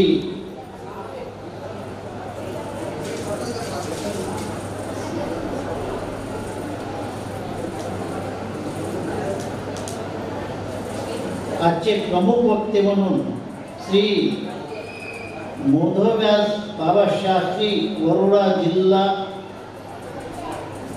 चंद्रपूर हे प्रमुख वक्ते आहेत. आणि आता त्यांचं भाषण पण झालं आणि त्याच निमित्ताने सर्व संत महंत भिक्षुक वास्तिक आणि आदरणीय परमपूज्य श्री जायराज बाबा रिद्धपूरकर याच कार्यक्रमाच्या निमित्ताने आमच्या आश्रममध्ये रात्री मुक्कामी होते. ते म्हणजे तुम्ही जाणार की नाही जाणार म्हटलं तर माझ्या हाती काही नाही, फक्त प्रयत्न. आणि दुसरं म्हणजे या सर्वांच्या म्हणजे या कार्यक्रमाचे जे आयोजक आहेत आदरणीय परमपूज्य श्री विनय मुनी दादा पंजाबी उर्फ वैरागी बाबा यांच्या प्रेमामुळे आणि सर्व जणांच्या जे कार्यकर्ते जे आले होते त्यांच्या त्या प्रेमामुळे इथे येण्याचा योग मला मिळाला. आणि त्या निमित्तानेच तुम्ही संत महंत भिक्षुक वास्तिक नामधारक पंथीयेतर लोक इथं एकत्रित झालेले आहेत. आता पहिले जे वक्ते होते आमचे आदरणीय परमपूज्य श्री मधोव्यास बाबाजी शास्त्री यांचं आता असं अष्टपैलू सारखं भाषण झालं, त्याच्यामुळे तुम्हाला सर्व समजतच होतं. आता अध्यक्ष म्हणजे हा नाममात्र काय म्हटलं, आणि खरे जे असतात ते वक्तेच असतात. आणि त्यांचं झालेलं आहे भाषण, त्यांनी तुम्हाला सगळी माहिती देऊन टाकलेली आहे. आता फक्त काय नावाचा अध्यक्ष असतो. आता माझ्याजवळ सांगण्यासारखं काय ते मी दुसरंच सांगितलं. तरी पण एक सेवा म्हणून आणि फक्त त्याने त्यावेळेस काय सांगितलं होतं, तुम्ही या. कोणतं तुम्हाला अध्यक्ष असं काहीच नव्हतं, फक्त नाव वगैरे दंड घातला. हे सगळी मंडळी आलेली होती. आणि आता पत्रिक ज्यावेळेस आली मी पाहिलं म्हणजे अशा विद्वान माणसाच्या पुढे आपण काय का सूर्य नेहरू संस्कृत तज्ञ आहेत, ते व्यवहार तज्ञ आहेत. आणि आमचे बाबा मला म्हणायचे तू वेडा किस्सा आहेस.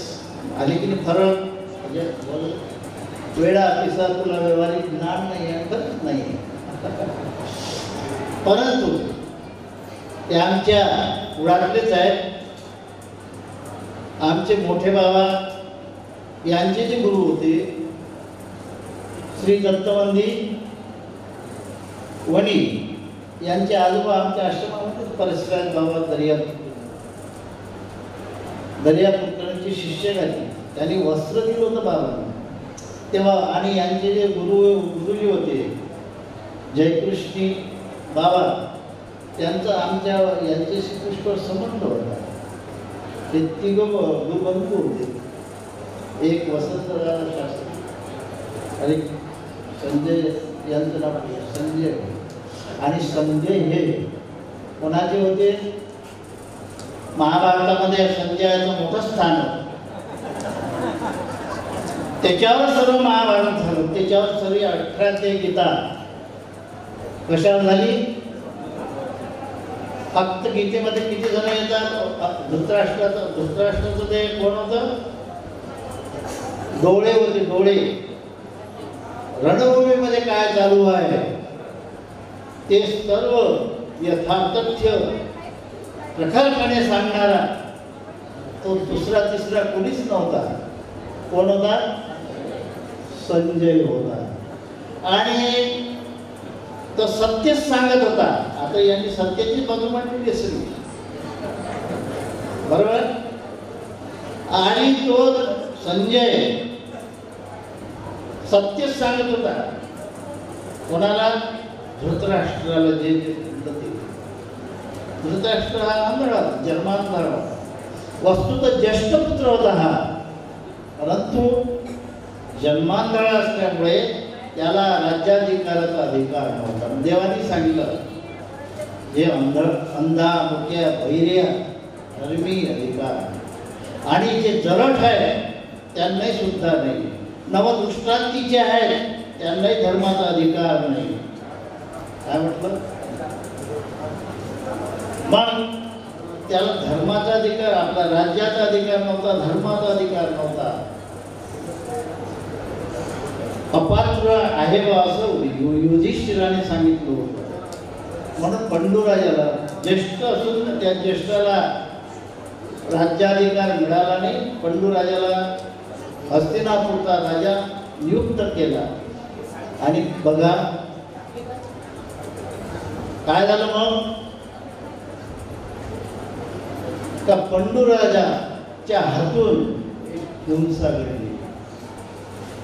त्यांना वानप्रस्थाश्रम स्वीकारायला लागला.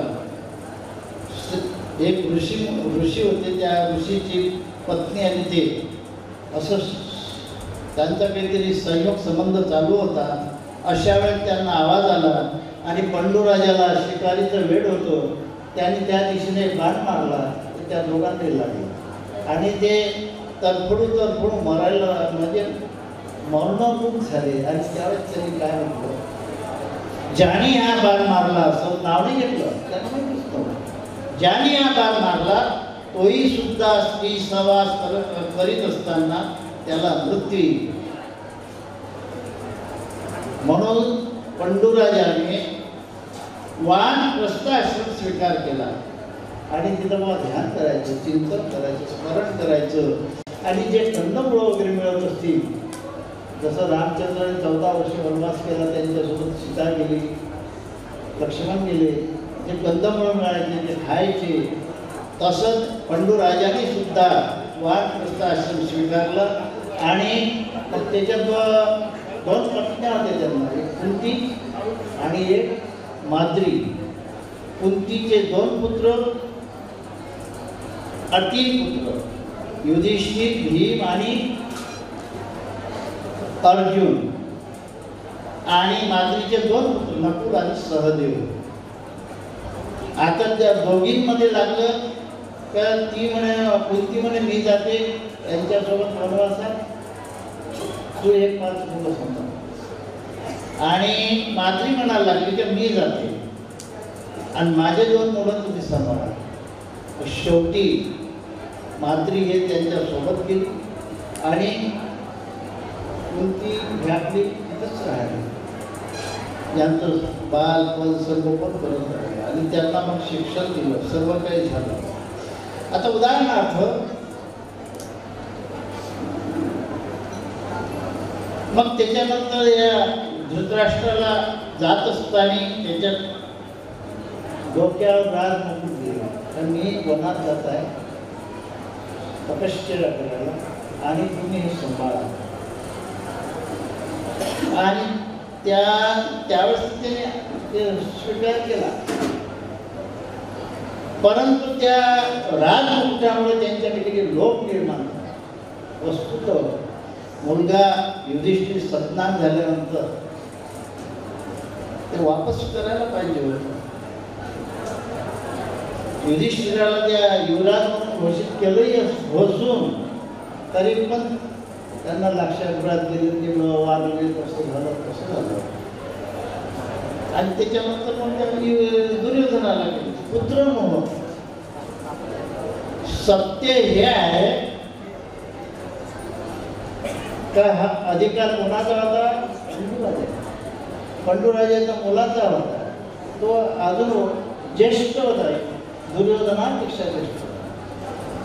पण सत्य जे सत्य ते कळत नाही लोकांना. शेवटी पुत्र मोह जागृत झाला आणि यांना लाक्षागृहामध्ये ठेवलं. सांगून ठेवलं, जास्त वेळ नाही घ्यायला. 15 मिनिट सांगितली होती, 15 मिनिटातच आपल्याला ओळखवायचं आहे. मग ते युद्ध किती श्रीकृष्णदेवाने शिष्टाचार केला, युद्ध टळलं पाहिजे, हे केलं पाहिजे. आता जुवा खेळायला बोलवलं. जुवा युधिष्ठिर वस्तुतः आत्ताच बाबाजींनी सांगितलं आहे, सप्तव्यसनाच्या द्यूतांचे मद्यांचे पिष्टांचे वेश्या पापादी जेवढे परद्वाच इति सप्तव्यसनाने घोरेची घोर नरके पचंती. ज्या सप्तव्यसनापुढे मनुष्य अतिशय घोरात नरकाला पात्र होतो, त्या सप्तव्यसनाचा त्याग केला पाहिजे. परंतु क्षत्रिय धर्म जागृत झाला धृतराष्ट्राला निमंत्रण पाठवलं जुवा खेळायला या. वस्तुतः काही गोष्टी ज्या निषिद्ध आहेत करायला नव्हत्या पाहिजे, पण केलंही नंतर जेवढं आपल्याजवळ आहे तेवढं जुवा खेळायचा, बाकी त्याला परंतु तसं केलं नाही. जुवा खेळत असताना जे हारायचे ते हारले, मग म्हणे अजून काही आहे काय, बंद झालं. भीमाला लावलं, अर्जुनाला लावलं, नकुलाला, सहदेवाला, स्वतःलाही आपलं करून घेतलं. आणि अजून काही आहे का शिकला, द्रौपदीला लावलं. शेवटी काय घेतले झालं, विवस्त करण्याची पाळी आली. एवढी मोठी महाराणी आणि व्यवस्थ करत असताना तिला कोणी मदतीला, द्रुपद राजाची कन्या इकडे पाहिली, पंडू राजाची सून, 5 पांडवाची पत्नी, ते चांगले बलाढ्य, पण ही जुव्यामध्ये हारल्यामुळे दास आणि दासी बनली. आज दास आणि दासी बनली.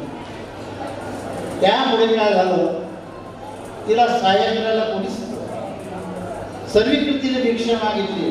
पहिले धृतराष्ट्राकडे, मग तुमच्या भीष्म महापुत्राकडे, गुरु द्रोणाचार्याकडे, कृपाचार्य, कोणी तिला मदत. ज्यावेळेस ती परमेश्वराचं ध्यान तिच्या साडीला हात लावला दुःशासनाने, ओढायला लागला, त्यावेळेस ती म्हणते, दीना बंधू दीनानाथ मेरी लाज तेरे हाथ. अशी ती धावा करायला लागली. असं आठ फोडून ते देवाचा धावा करू लागले. तिने ज्यावेळेस श्रीकृष्ण देवाची घरांगुळी कापल्या गेली, त्यावेळेस तिने आपला शालू फाडून दिला.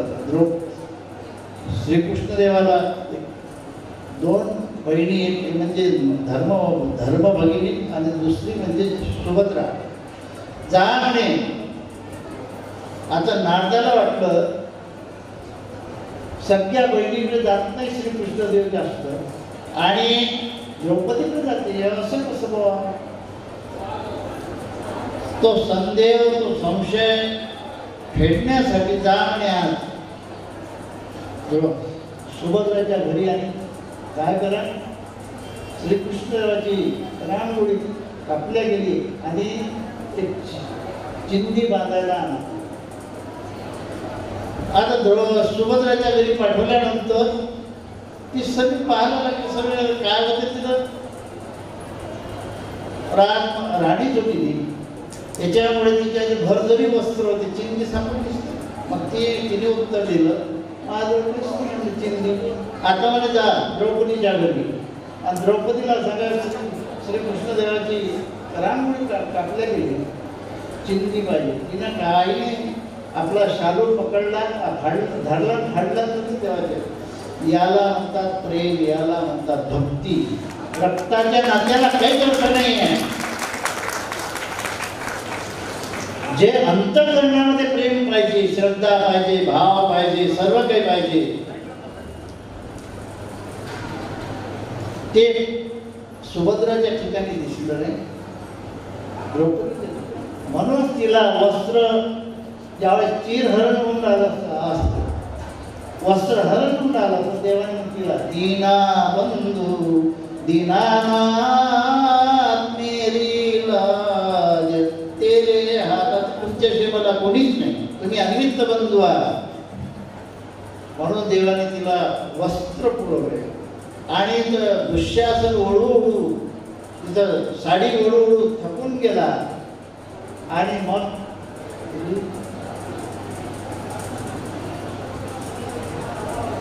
कुठे तिला सहाय्य झालं. सहाय्य झाल्यामुळे मला एवढंच सांगायचं आहे का माणसाला मग ती युद्ध, आणि युद्ध निश्चित ते युद्ध होऊ नये म्हणून श्रीकृष्णदेवाने शिष्टाई केली. का बो जाऊ द्या, श्रीकृष्णदेवालाही युद्ध नको होतं, कोणालाच युद्ध नको. युद्ध फक्त एक दुर्योधनाला आणि धृतराष्ट्र काही बोलू शकला, सत्य काही बोलू शकला नाही. आपलं सगळं सत्यावर चाललं होतं. अहिंसा, सत्य काय म्हटलं. मग आता श्रीकृष्णदेव शिष्टही करायला गेले आणि हस्तिनापूरला गेल्यानंतर जेव्हा श्रीकृष्णदेवाने सांगितलं युद्ध चांगलं नाही आहे, दोन्ही पक्षाला चांगलं नाही आहे, त्यापेक्षा 5 इंद्रप्रस्थ यांना वापस करा. आणि इंद्रप्रस्थ शक्यच नाही म्हणजे मग निदान 5 गाव तरी द्या, तेही शक्य नाही, 5 घरं तरी द्या. ते म्हणे सुईच्या नौका एवढी सुद्धा मी जागा देणार. ते क्षत्रिय आहेत, त्यांनी युद्ध करा, सर्व जिंकून बरोबर.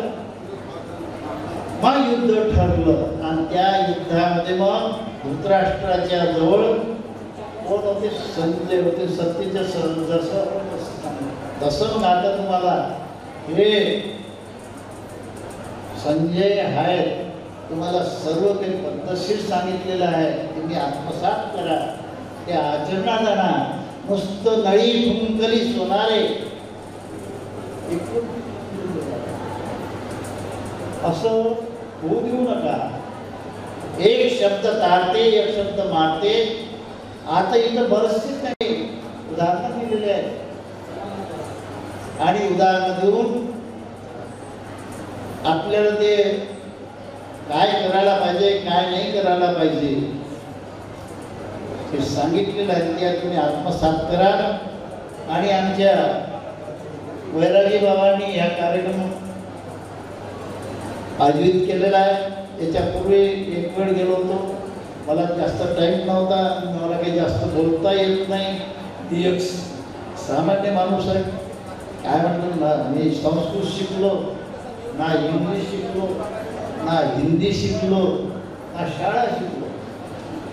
जसं ते तुकडोजी महाराज 2च तुकडी, पहिली म्हणजे तुकडे काय म्हणत होते, एका भाकरीचे किंवा एका अर्ध्या भाकरीचे 2 तुकडे झाले, पहिली दुसरी.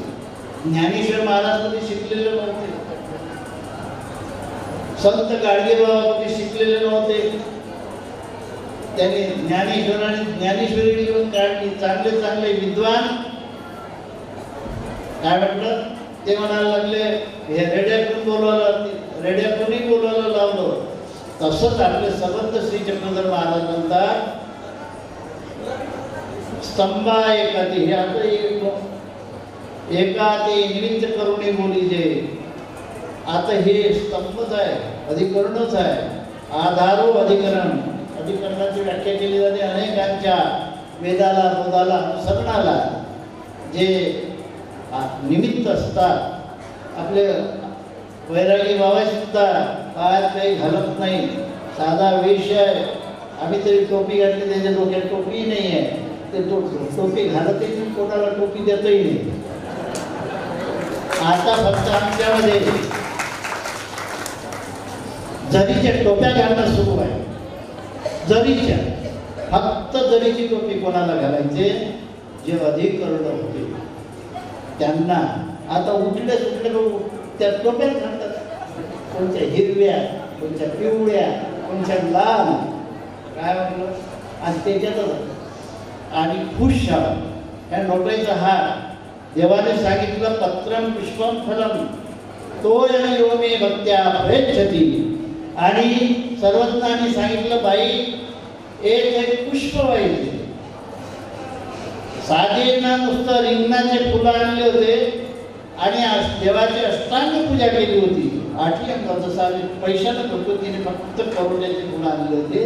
त्याला श्वास नव्हता, फक्त कलर होता पिवळा. तर सर्वज्ञ श्री चक्रधर महाराज म्हणतात, साधे हो तुम्ही काही स्वर्ण पुष्पी देव पूजताय. साधा त्याच्यावर उत्तर दिली, हे पैसे आहे, सुवर्ण पुष्पी हे तर करोडेचे.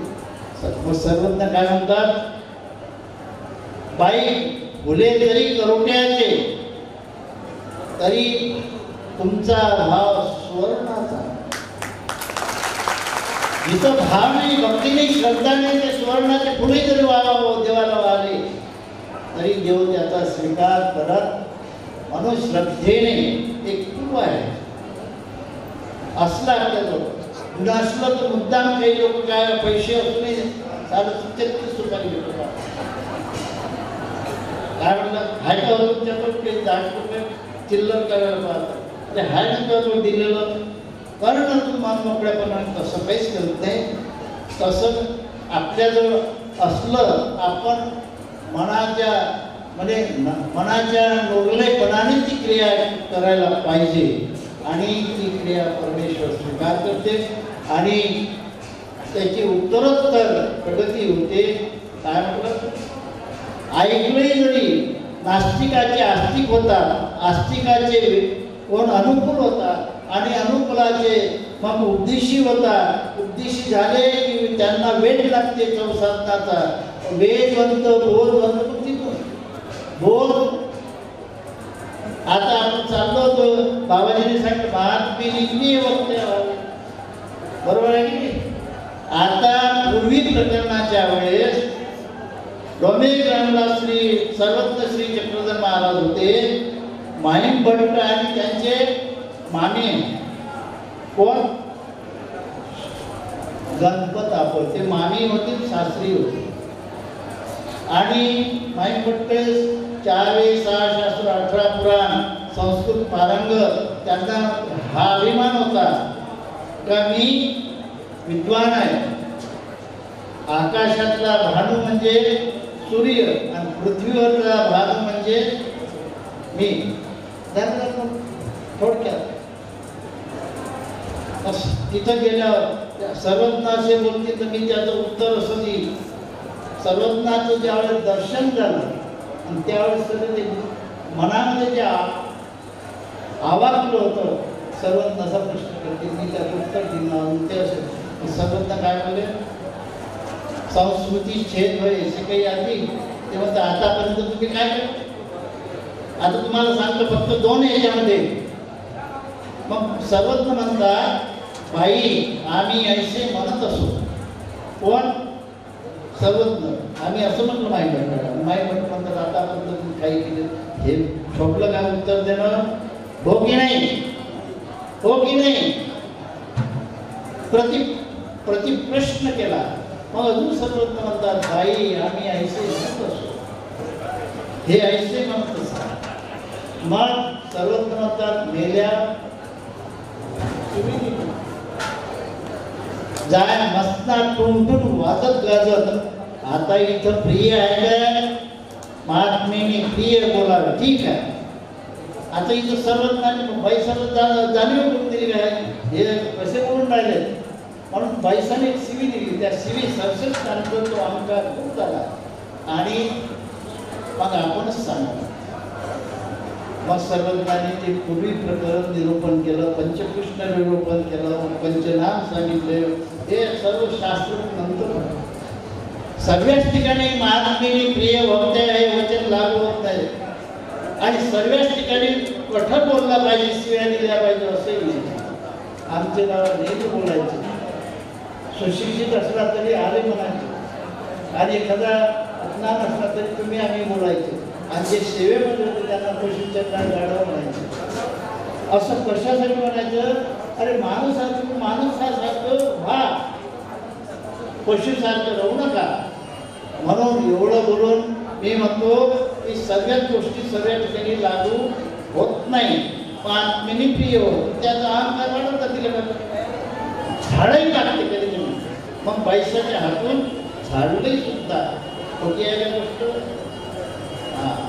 तर गोष्ट अशी आहे, अर्थ तो प्रकरण अवश्य अर्थी दृष्टांत दीजे असं सर्वज्ञ श्री चक्रधर महाराजांनी सांगितलं. म्हणून आपल्या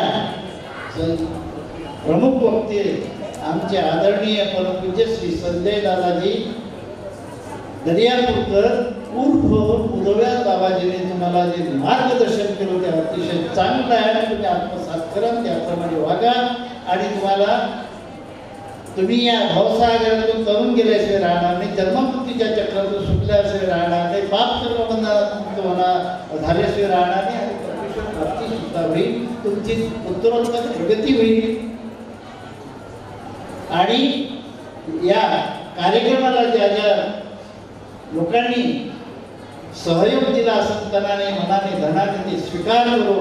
या कार्यक्रमाला ज्या ज्या कार्यकर्त्यांनी सहयोग दिला असं आपल्या वैरागी बाबांना त्यांची सेवा स्वीकार करू, त्यांना उदंड आयुष्य मिळो अशी प्रभूचरणी मी प्रार्थना करून काही लांबलेले 2 शब्द अध्यक्ष भाषण करण्याची माझी योग्यता नाही, तरी पण दिलेली सेवा ती देवाला समर्पित करतो. आणि हेच माझं वाक पुष्पार्चन श्री चक्रस्वामीच्या चरणी अर्पण करून मी माझा लांबलेले 2 शब्द इथे विराम करतो आणि हा माई सूत्रसंचालक जे आहेत त्यांचं स्वाधीन करतो. पुढील जे कार्यक्रम असतात ते सूत्रसंचालक गोपाल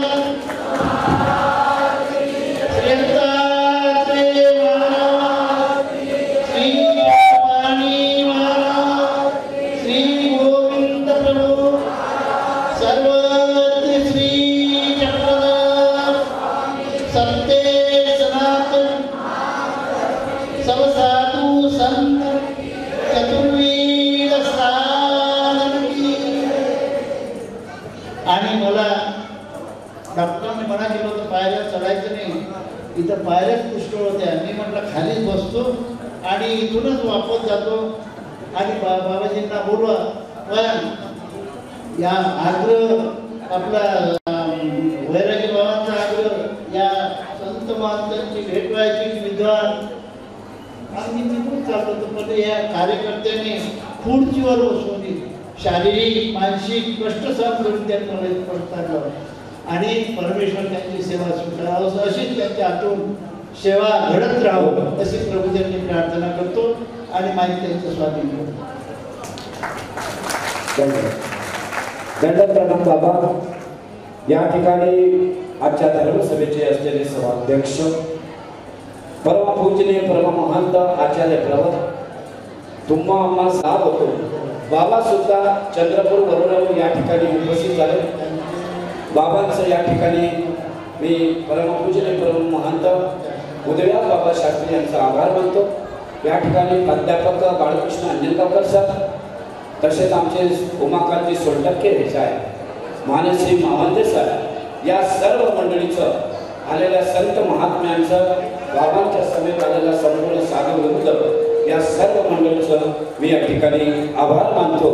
आणि आत्ताचं पुष्प संपलं असं मी या ठिकाणी जाहीर करतो. दंडवत प्रणाम, दंडवत प्रणाम, दंडवत प्रणाम. उद्याच्या कार्यक्रमाला ज्यांचं खरं योगदान आहे असे श्री पंचकृष्ण महानुभाव सेवा मंडळ आणि ग्रुप निंबी इसापूर, रणजीव भाऊ गायके निंबी, प्रशांत भाऊ काकोडे निंबी, निकेश भाऊ इंगोले इनापूर, आशिष भाऊ जवळगाव निंबी आणि नितीन भाऊ सापडे निंबी असं या ठिकाणीची निंबी येथील असलेलं सर्व महान पंचकृष्ण महानुभाव सेवा मंडळ या मंडळींनी उद्याच्या कार्यक्रमाला होणारी भाजीचा संकल्प या ठिकाणी घेतलेल्या टाळ्यांच्या गडगडात त्यांचं आपण या ठिकाणी स्वागत करावं. या ठिकाणी परमपूजनीय परम आदरणीय श्रद्धेय महंत हिंगोलीकर बाबांचं आगमन या सभागृहात झाल्या टाळ्यांच्या गडगडात आपण त्यांचं स्वागत करावं. मी या ठिकाणी विनंती करतो की आपण परमपूजनीय परम महंत हिंगोलीकर बाबा यांचं स्वागत करण्यासाठी मी या ठिकाणी निमंत्रित करतो. आणि स्वागत करणाऱ्या मानश्री बाबारावजी खाडे, तसेच आमचे वैद्य साहेब अमरावती, सोबत गिरधरराव कोठीकर आपण सुद्धा या वैद्य साहेब बाबारावजी या, गिरधररावजी कोठीकर आपण सुद्धा या, प्रमोदरावजी उपाख्य बाबारावजी खाडे, तसेच आमचे वैद्य किशोरभाऊ वैद्य, तसेच आमचे गिरधररावजी कोठीकर हे अत्यंत महत्त्वपूर्ण असलेले धार्मिक व्यक्तिमत्व परमपूजनीय आदरणीय श्रद्धेय हिंगोलीकर बाबाचं या ठिकाणी स्वागत या ठिकाणी होणार आहे. आणि म्हणून सगळ्यांनी थोडं 15 मिनिट 10 मिनिट आपल्या शांतता राहायचं आहे. पुन्हा अजून आपण गावातून भव्य दिव्य शोभायात्रा या ठिकाणावर निघणार आहे. याची सर्वांनी नोंद घ्यावी. दंडवत प्रणाम. आमचे या ठिकाणी असलेले चंद्रपूर वरोरा या ठिकाणचे बाबा